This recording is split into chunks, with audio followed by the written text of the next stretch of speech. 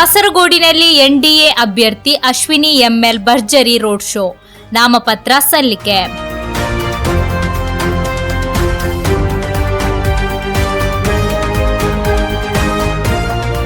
ಸಪ್ತಭಾಷಾ ಸಂಗಮಭೂಮಿ ಕಾಸರಗೋಡು ವಿಧಾನಸಭಾ ಕ್ಷೇತ್ರದಲ್ಲಿ ಎನ್ಡಿಎ ಅಭ್ಯರ್ಥಿ ಅಶ್ವಿನಿ ಎಂಎಲ್ ಭರ್ಜರಿ ರೋಡ್ ಶೋ ನಡೆಸಿ ಇಂದು ನಾಮಪತ್ರ ಸಲ್ಲಿಸಿದರು.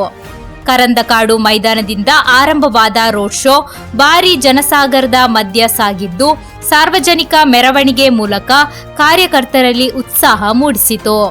ಮೆರವಣಿಗೆಯಲ್ಲಿ ಪಕ್ಷದ ಧ್ವಜಗಳು, ಘೋಷಣೆಗಳು ಮತ್ತು ಭರ್ಜರಿ ಸ್ವಾಗತದ ನಡುವೆ ಅಭ್ಯರ್ಥಿ ಅಶ್ವಿನಿ ಎಂಎಲ್ ಗಮನ ಸೆಳೆದರು.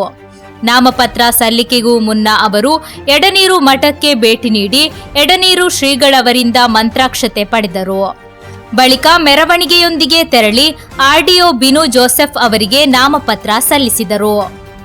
ಈ ಸಂದರ್ಭದಲ್ಲಿ ಕೆ ಸುರೇಂದ್ರನ್, ಗುರುರಾಜ ಗಂಟಿಹೊಳೆ, ಹರೀಶ್ ಪುಂಜಾ, ಪ್ರಶಾಂತ್ ಠಾಕೂರ್, ಸತೀಶ್ ಕುಂಪಲ ಸೇರಿದಂತೆ ಹಲವು ಗಣ್ಯರು ಉಪಸ್ಥಿತರಿದ್ದರು. ಜೊತೆಗೆ ಚಿತ್ರನಟಿ ಹರ್ಷಿಕಾ ಪುಣಚ್ಚ ಸಹ ಭಾಗವಹಿಸಿದ್ದರು. ಇದೇ ವೇಳೆ ಬಿಜೆಪಿ ಮುಖಂಡರಾದ ಕೆ ಶ್ರೀಕಾಂತ್, ಕುಂಟಾರು ರವೇಶ ತಂತ್ರಿ, ಗಣೇಶ ಪಾರೆಕಟ್ಟೆ, ನ್ಯಾಯವಾದಿ ಕರುಣಾಕರನ್ ನಾಯರ್ ಸೇರಿದಂತೆ ಜಿಲ್ಲೆಯ ವಿವಿಧ ಭಾಗಗಳಿಂದ ಬಂದಿದ್ದ ಕಾರ್ಯಕರ್ತರು ಭಾರೀ ಸಂಖ್ಯೆಯಲ್ಲಿ ಪಾಲ್ಗೊಂಡಿದ್ದರು.